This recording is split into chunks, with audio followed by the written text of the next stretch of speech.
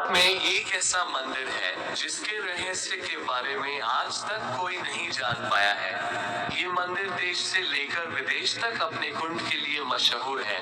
दरअसल इस मंदिर में एक ऐसा कुंड है जो हमेशा ही पानी से भरा रहता है और इस कुंड में नहाने के लिए साल भर लोगों का तांता लगा रहता है। जी हाँ, हम बात कर रहे हैं बरबरी कुंड यानी श्याम कुंड के बारे में, जो भारत के राजस्थान के जयपुर में स्थित एक मशहूर मंदिर खाटू श्याम बाबा के मंदिर का हिस्सा है। खाटू वाले बाबा के मंदिर में स्थित ये कुंड अपने अंदर बहुत से रहस्यों को दबाए हुए है।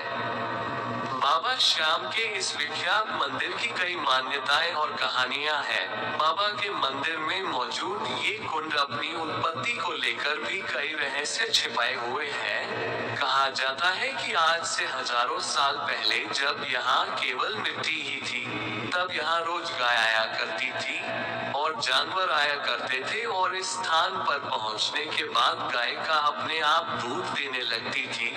रोज हो रहे इस घटनाक्रम को देखने के बाद आसपास के इलाके में रहने वाले लोगों ने वहां खुदाई का काम शुरू कर दिया और जब उन्होंने गड्ढा खोदना शुरू किया तो उनका सामना एक गजब रहस्य से हुआ।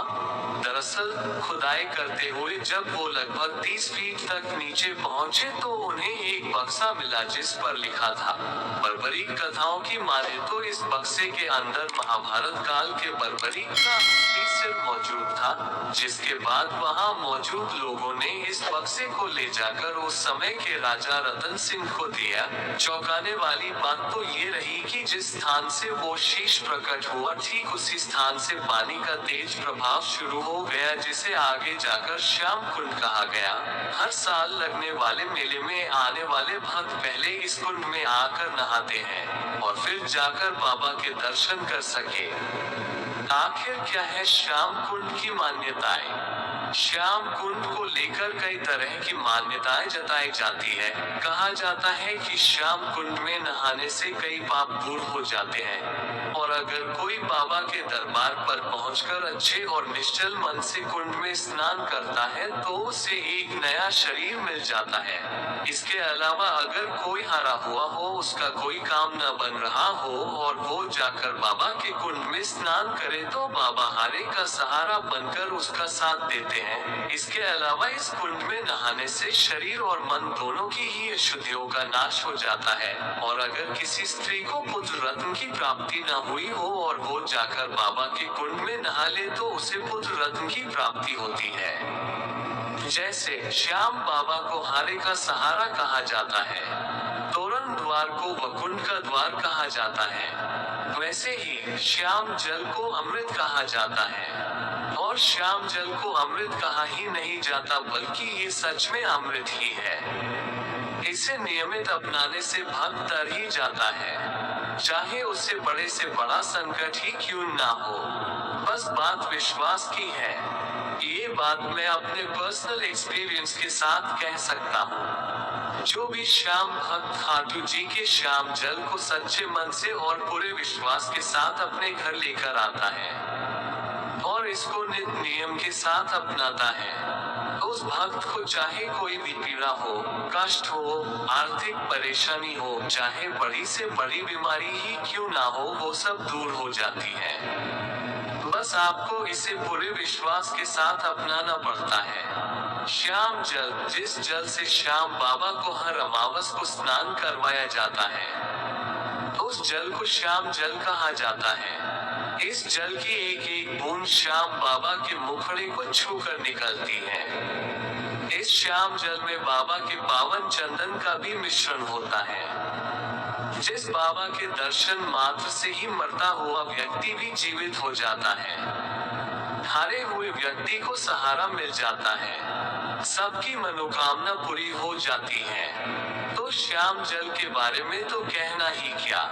कैसे अपनाए श्याम जल को? इसे अपना के तो तुम देखो, विश्वास करके तो तुम देखो, इसे मस्तक से लगाना तुम, नित नियम से अपनाना, पीड़ा जितनी भी हो ये दूर भगाते हैं। खाटू का श्याम जल अमृत कहलाता है। श्याम जल को नियमित रूप से अपनाना चाहिए, इसे पूरे विश्वास के साथ अपनाना चाहिए। सबसे पहले श्याम जल को मस्तक से लगाकर ही पीना चाहिए। श्याम जल पीने से शरीर की सभी बीमारियां दूर हो जाती हैं, चाहे वो कितनी बड़ी बीमारी ही क्यों ना हो। इसके साथ ही साथ श्याम जल का छींटा घर, ऑफिस, बिजनेस आदि में देना चाहिए। इससे नेगेटिविटी दूर होती है और घर, बिजनेस में बरकत होती है। श्याम जल नियमित रूप से अपनाने से मनुष्य तर जाता है। इसे नर और नारी दोनों ही अपना सकते हैं। श्याम जल कैसे प्राप्त करें? सबसे महत्वपूर्ण बात यही है कि हम श्याम जल को कैसे प्राप्त कर सकते हैं। श्याम जल को कोई भी भक्ति खाटू श्याम जी से लेकर आ सकता है। बस इसके लिए आपको कुछ बातों का ध्यान रखना होगा। श्याम जल बच्चों को नहीं दिया जाता, क्योंकि बच्चों को ज्यादा समझ नहीं होती कि इसे कैसे रखना है, कहाँ नहीं रखना। श्याम जल लेने के बाद श्याम जल की शुद्धता का विशेष ध्यान रखना होता है। इसे हर किसी स्थान पर नहीं रखा जा सकता। जो व्यक्ति श्याम जल को अपने घर लाने के लिए लेता है, उसे अपनी शुद्धि का भी ध्यान रखना पड़ता है। श्याम जल आपको नॉर्मल बोतल में नहीं मिलेगा। इसके लिए आपको कैनी वाली बोतल ही लेकर जानी पड़ेगी। ये बोतल आपको आसानी से मार्केट में मिल जाएगी और खाटू श्याम जी में भी मंदिर के पास किसी भी दुकान में आसानी से मिल जाती है। इसके बाद मंदिर में प्रवेश करना है। बाबा के दर्शन के लिए लाइन में लगना पड़ता है, लेकिन यहाँ हमें मेन लाइन, जो कि बाबा के दरबार की 13 सीढ़ियों से होकर जाती है, उससे ना होकर दूसरी लाइन, जिसको वीआईपी लाइन भी बोला जाता है, उस लाइन में खड़ा होना है। खाटू श्याम में वीआईपी लाइन में लगने के लिए किसी भी तरह का कोई भी चार्ज नहीं देना पड़ता।